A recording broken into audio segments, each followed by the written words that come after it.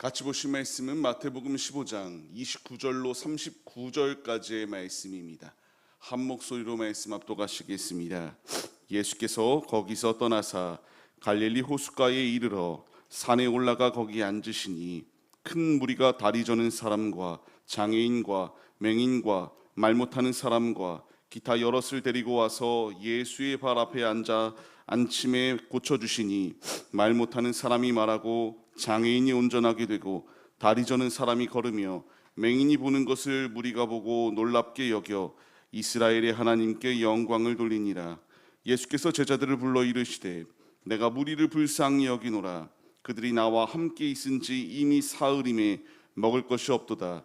길에서 기진할까 하여 굶겨 보내지 못하겠노라. 제자들이 이르되 광야에 있어 우리가 어디서 이런 무리가 배부를 만큼 떡을 얻으리이까? 예수께서 이르시되 너희에게 떡이 몇 개가 있느냐? 이르되 7개와 작은 생선 2마리가 있나이다 하거늘 예수께서 무리에게 명하사 땅에 앉게 하시고 떡 7개와 그 생선을 가지사 축사하시고 떼어 제자들에게 주시니 제자들이 무리에게 주매 다 배불리 먹고 남은 조각을 7광주리에 차게 거두었으며 먹은 자는 여자와 어린이 외에 4,000명이었더라. 예수께서 무리를 흩어 보내시고 배에 오르사 마가단 지경으로 가시니라. 아멘. 할렐루야. 오늘도 예배의 자리 가운데 모이신 성도님들 주님의 이름으로 환영하고 축복합니다. 같이 나눌 말씀의 제목은 광야에 차려진 은혜의 식탁이라는 말씀의 제목 가운데서 은혜를 나누도록 하겠습니다. 같은 기적을 맛본다라고 하면은 그 전에 임하였던 하나님의 역사하심을 마음에 새기며 신뢰함으로 나아와야 함이 필요합니다. 그런데 우리가 얼마나 연약한지 하나님께서 주신 은혜들이 분명히 존재함에도 불구하고 잊어버리는 경우들이 참 많아요. 하나님께서 이와 같이 역사하셨지 감사를 분명히 마음에 새기지만 점차 시간이 지나감에 따라서 아버지께서는 불가능이 없는데 불가능이 없는 그 주님을 자꾸만 제한하고 내 마음대로 판단하는 이런 안타까운 경우들이 우리의 삶 가운데서 참 많습니다. 오늘 말씀을 보시게 되면은 이 제자들은 오병이어의 기적을 맛보았던 자들이에요. 하나님의 놀라운 기적을 맛보았기 때문에 어떤 상황 속에서도 주님이 나와 함께 하시면 승리할 수 있다라는 것을 가지고 믿음의 본을 보이는 삶을 살아가야 마땅했지만 이들은 여전히 주저하고 있었던 연약한 모습이 그들 가운데 놓여 있었다라는 것을 분명하게 보여주고 있습니다. 오늘 말씀을 보시게 되면은 이제 이런 상황 가운데서도 예수님은 예수님의 사역을 계속하여 행하여 나가시고 있었다라는 것을 우리에게 보여주세요.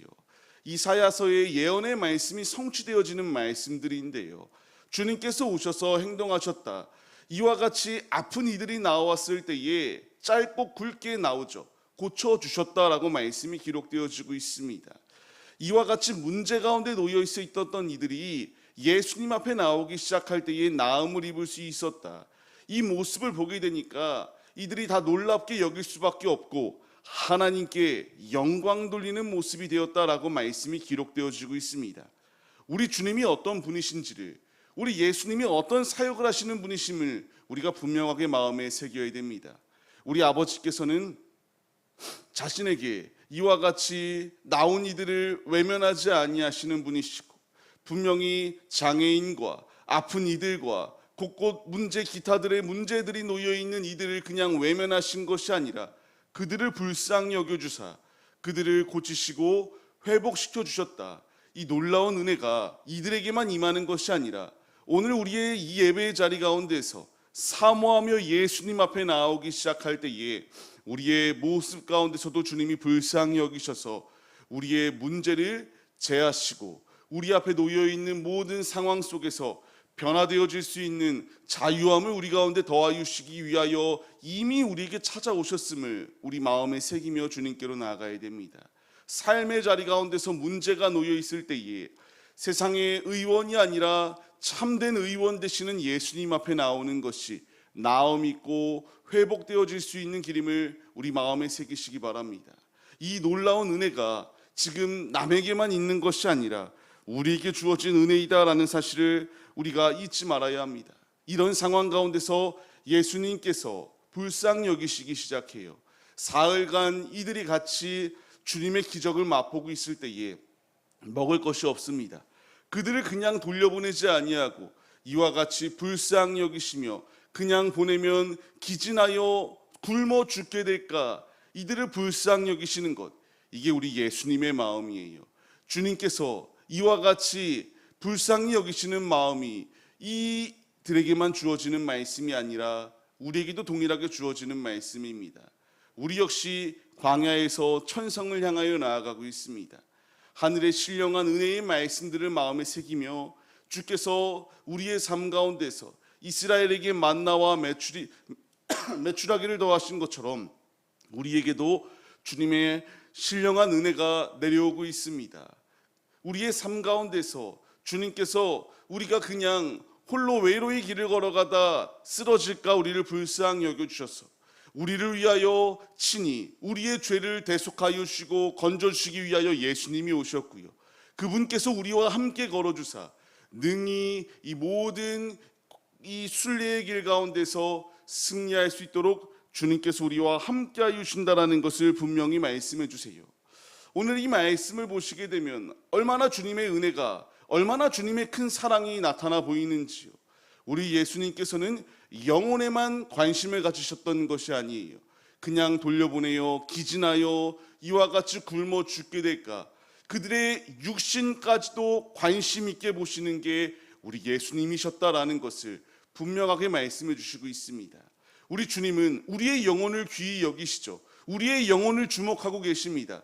하지만 하나님의 형상대로 우리를 창조하신 우리의 몸도 주님께서 주목하고 계시다라는 사실에, 주님은 우리를 그냥 아무 의미 없이 이렇게 방치시키시는 것이 아니라 관심을 가지시고 우리를 광야에서 그냥 이와 같이 탈진하지 아니할 수 있도록, 굶주리지 아니할 수 있도록 생명의 떡 되시고 생명수가 되시는 예수님께서 날마다 우리에게 은혜의 공급을 더하여 주시고 있음을 감사함으로 마음에 새기며 주님께로 나와야 된다라는 사실을 분명하게 말씀해 주세요. 오늘의 삶, 주님의 이 신령한 은혜가 우리의 삶 가운데에 적셔지고 있습니다. 분명한 사실을 잊지 마시고 광야 가운데에서 낙오하는 것이 아니라 우리와 함께 동행해 주시고 계시는 예수 안에서 온전히 승리하시는 우리들의 모습이 되시기를 주님의 이름으로 간절히 축원합니다. 이런 모습 가운데서 앞서 말씀드린 것처럼 문제가 발생하고 맙니다. 우리가 배부르게 먹을 것이 어디 있겠습니까? 라는 것을 물어요.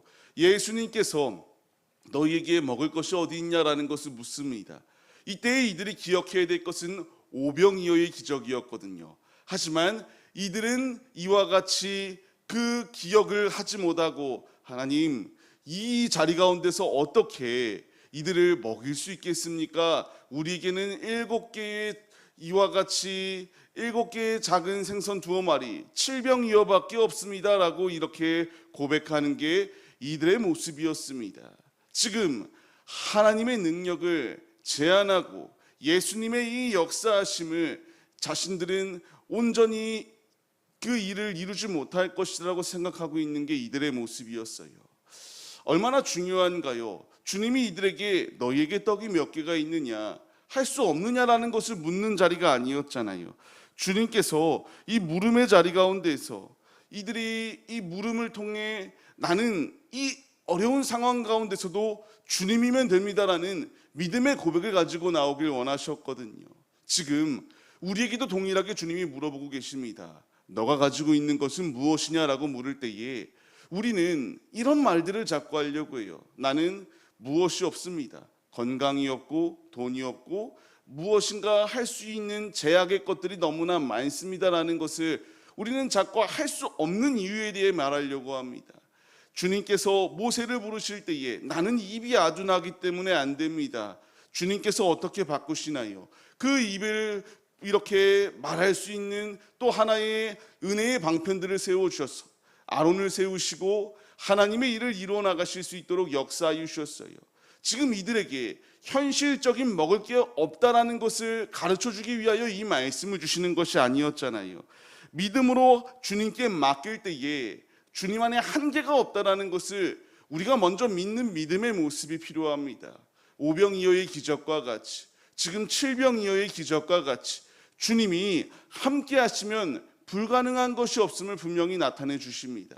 주님이 우리에게 동일하게 물으십니다. 말씀드린 것처럼 너가 어떤 것을 가지고 있냐? 이때 우리는 고백해야 됩니다. 나는 주님을 소유하고 있습니다. 그렇기에 내 안에는 분명히 한계가 존재하지만 주님이면 한계가 없습니다. 말씀에 순종하여 삶을 살겠습니다라고 하는 거룩한 결단의 고백이 우리에게 있어야 하는 줄을 믿으시기 바랍니다. 이런 상황 가운데서 어떤 기적이 임하기 시작합니까? 주님께서 이들을 땅에 앉게 하시고요, 이제 그것을 가져오라 말씀하십니다. 이것을 가지고 축사하고 오병이어의 때와 같이 나누어 주기 시작하였을 때에 이들이 모두가 다 배불리 먹었다라고 말씀이 기록되어져요. 그리고 일곱 강주리에 남도록 가득히 찰 수 있도록 주님께서 역사하여 주셨고, 먹은 이들이 남자와 여자 이와 같이 어린아이와 여자들을 제외하고 4,000명이 먹었다라고 말씀이 기록되어지고 있습니다. 주님의 은혜의 식탁, 이것은 제한이 없습니다. 오늘 우리가 광야의 길을 걸어가고 있습니다. 주님께서 동일하게 우리의 삶 가운데서 은혜의 식탁들을 열어주셨어요. 내 몸을 먹으라고 말씀하시고요, 내 은혜를 기억하라고 말씀하시며, 오늘 우리의 살아가는 삶의 자리 가운데서 주님께서 생명의 떡으로 또 우리가 목마르지 아니할 수 있도록 영원한 생명수로서 우리의 삶 가운데서 주께서 함께하여 주고 계십니다. 우리 예수님께서 나를 기념하라고 말씀하세요. 오늘의 살아가는 삶, 우리는 할 수 없다가 아니라 너가 지금 무엇을 가지고 있느냐, 우리에게 겨자씨만한 믿음이 놓여있다 할지라도 그 믿음을 통하여 주님은 놀라운 역사하심을 이루십니다. 분명한 사실을 잊지 마시고 풍성히 채워주시는 은혜, 광야 가운데서 부정이 아니라 순종이 주님의 놀라운 기적을 맛볼 수 있는 자리이다라는 사실을 잊지 마시며, 오늘 우리를 부르시는 그 주님의 음성에 순종하여 아버지 앞에 나와 주께서 예비하여 주시는 놀라운 은혜들을 우리의 삶 가운데서 채우고 온전히 천성을 향하여 나아가시는 거룩한 군사들이 우리들의 모습이 되시기를 주님의 이름으로 간절히 축원합니다.